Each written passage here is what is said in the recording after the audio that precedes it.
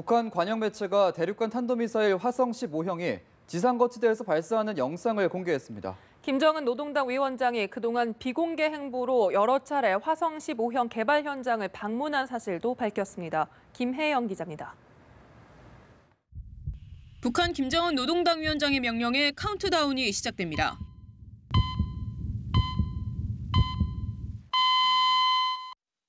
지상 거치대에 있던 화성 15형이 굉음을 내며 창공으로 솟아오릅니다. 이는 지난 7월 쏘아올린 화성 14형과 마찬가지로 이동식 발사 차량이 아닌 지상에서 그대로 발사됐습니다. 화성 15형은 불빛을 내뿜으며 2분 10초가량 솟아오르다 일정 고도에 다다르자 1단계 분리로 추정되는 단계에 돌입했습니다. 조선중앙TV는 김정은의 화성 15형 발사 참관 소식을 보도하면서 여러 장의 사진과 4분 47초가량의 영상을 내보냈습니다. 김정은이 그동안 비공개 행보로 화성 15형 개발을 적극 독려했음을 시사했습니다. 최고 용도 자동직께서는 여러 차례 대륙간 탄도로켓 화성 15형 개발 전투장과 발동기 분출 시험장들에 나가시어 김정은은 국방과학원의 장창하 원장, 김락겸 전략군 사령관과 여유롭게 대화하다 화성 15형을 실은 차량이 공장 건물 밖으로 나서자 옆에 바싹 붙은 채 발사장까지 이동했습니다. 이후 장창하로부터 뭔가를 보고받으며 고개를 갸우뚱하는 등 다소 긴장한 듯한 모습이 포착되기도 했습니다. 김정은은 화성 15형이 발사 차량에서 수직으로 서는 모습부터 지상 거치대로 이동할 때까지 눈을 떼지 않았습니다. 이어 김정은은 장창하 국방과학원장과 전일호 군 중장에게 전화로 발사를 지시했습니다. 김정은은 화성 15형이 치솟는 모습을 육안으로 지켜봤는데 건물 내부로 들어선 이후에도 한동안 상공을 주시했습니다. 간부와 맞담배를 피우고 모니터를 보며 결과를 기다리다 발사 성공을 감지한 이후에는 주먹을 쥐고 만족감을 표했습니다. 연합뉴스TV 김혜영입니다. 문재인 대통령과 도널드 트럼프 미국 대통령은 이틀 연속 전화로 북한의 미사일 도발에 대한 대응책을 논의했습니다. 두 정상은 북한이 대화의장으로 나올 때까지 강력한 대북 제재와 압박 기조를 유지해 나가기로 했습니다. 오예진 기자입니다. 문재인 대통령과 도널드 트럼프 미국 대통령의 전화 통화는 어젯밤 10시부터 1시간 동안 이뤄졌습니다. 그제 북한의 미사일 발사 5시간여 만에 20분간 통화를 한 데 이어 연이틀 전화로 북한 도발에 대한 대응책을 논의했습니다. 박수현 청와대 대변인은 두 정상은 북한이 스스로 핵과 미사일 개발을 포기하고 대화에 나올 때까지 강력한 대북 제재와 압박 기조를 유지해 나가야 한다는 데 공감했다고 밝혔습니다. 또 확고한 한미연합 방위태세를 바탕으로 한 압도적인 힘의 우위를 기반으로 북한의 도발을 억제하고 위협에 대응해 나가기로 했다고 전했습니다. 문재인 대통령은 우리 정부는 현 상황을 매우 심각하게 인식하고 있다고 말했습니다. 다만 그제 발사된 미사일이 지금까지의 미사일 중 가장 진전된 것임은 분명하지만 재진입 기술은 아직 입증되지 않았고 핵탄두 소형화 기술 확보 여부도 불분명하다고 지적했습니다.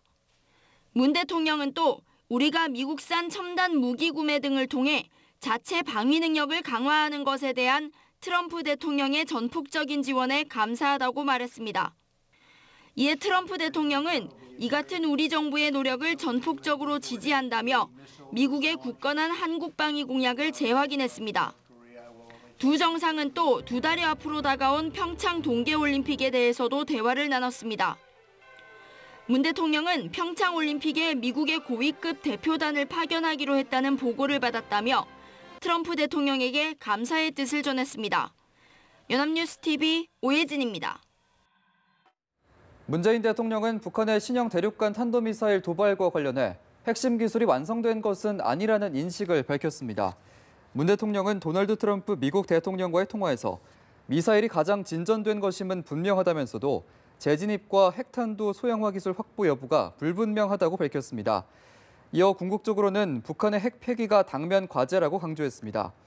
나아가 한미 양국의 확고한 연합 방위 태세로 북한의 압도적 힘의 우위를 보여주는 것이 북한의 오판 방지에 도움이 된다고 말했습니다. 북한의 대륙간 탄도미사일 추가 도발에 대응해 유엔 안전보장이사회가 긴급회의를 열었습니다. 미국 측은 초강경 어조로 북한을 압박했는데요. 중국에 대해서는 대북 원유 공급을 중단하라고 요구했습니다. 뉴욕 유엔 본부에서 이준서 특파원입니다. 75일 만에 재개된 북한의 미사일 도발에 미국이 초강경 기조로 다시 돌아섰습니다. 북한의 미사일 발사 하루 만에 소집된 안보리 긴급회의에서 니키 헤일리 유엔 주재 미국 대사는 절대로 전쟁을 추구하지 않는다고 전제한 뒤 북한에 강한 경고를 내놨습니다. And if war comes, make no mistake, the North Korean regime will be utterly destroyed. 유엔 회원국들에 대해서는 북한과 외교, 무역 관계를 중단할 것을 요구했고 북한의 유엔 회원 자격 제한도 거론했습니다. 방점은 원유 금수에 찍혔습니다. 북한 핵 개발의 주 동력으로 원유를 꼽으면서 주요 원유 공급원인 중국의 적극적인 역할을 요구했습니다. President Trump called Chinese President Xi this morning and told him that we have come to the point that China must cut off the oil from North Korea. 중국은 부정적인 뉘앙스를 취했습니다. 유엔 주재 중국 차석 대사는 중국은 유엔 결의안들을 충실하게 이행하고 있다고 밝혔습니다. 원유 금수를 비롯한 추가 제재에 난색을 보인 겁니다. 북한의 추가적인 미사일 도발에 국제사회 대북 제재 논의도 또 다른 국면으로 접어드는 모양새입니다. 뉴욕에서 연합뉴스 이준서입니다. 미국의 대북 원유 공급 중단 요구에 중국이 난색을 표했습니다.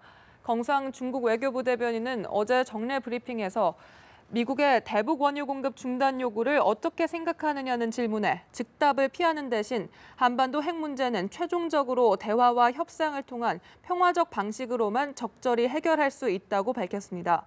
경 대변인의 이런 답변은 미국 대북 원유 공급 중단 요구를 사실상 거절한 것으로 풀이됩니다. 네, 국가정보원이 18년 만에 개명을 포함한 전면적인 내부 개혁을 추진하고 있습니다. 수술대에 오른 국정원의 역사를 팽재용 기자가 정리했습니다. 정권 교체 시기마다 혁신을 외쳐온 국가정보원. 대외 안보정보원으로 개편된다면 네 번째 간판을 바꿔달게 됩니다.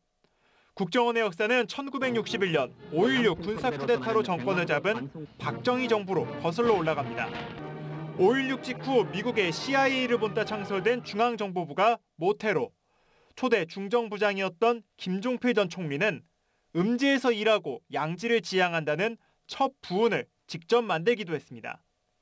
그러나 부운과 달리 중정은 정권 옹위를 위한 반정부 인사 탄압에 역량을 집중했습니다. 나는 새도 떨어뜨린다는 말이 생겨날 정도로 무소불위의 권력기관이 됐습니다. 역시 군사 반란으로 정권을 잡은 전두환 정부는 중정의 이름을 국가안전기획부, 안기부로 바꿨습니다. 그러나 이름만 바뀌었을 뿐 독재 정권을 떠받치는 전위대 역할은 더욱 강화됐습니다. 5.16 이후 첫 문민 정권이었던 김영삼 정부에서도 안기부는 총풍 사건 등 공작 정치의 오명을 벗지 못했고 수평적 정권 교체를 이룬 김대중 정부에서도 크게 달라진 건 없었습니다. 1999년 지금의 국가정보원으로 이름이 바뀐 뒤 남북 정상회담 성사의 막후 역할을 하며 이미지 변신을 꾀했지만 도청 사건이 터지며 다시 오명을 남겼습니다. 노무현 정부도 대대적인 혁신을 추진했지만 체질화된 적폐적 관행까지 씻어내긴 역부족이었습니다. 이명박 정부의 국정원은 검찰 수사와 언론 보도에 개입하며 전직 대통령을 극단적 선택으로 몰아가는데 막후 역할을 했다는 평가를 받았고 대선에서 댓글 공작을 주도한 혐의를 받고 있습니다. 박근혜 정부에선 특수활동비를 정권 핵심부에 상납해 전직 원장 모두 검찰에 줄줄이 소환되는 수모를 당하고 있습니다. 국가정보원은 정권을 비호하는 조직이 아닙니다. 앞으로 국정원은 국내 정치와 완전히 단절될 것입니다. 정치적 수사가 아닌 제도개혁으로 국정원을 진정한 정보기관으로 바꾸겠다는 문재인 정부. 수술대에 오른 국정원이 어떤 모습으로 거듭날지 주목됩니다. 연합뉴스 TV 팽재용입니다.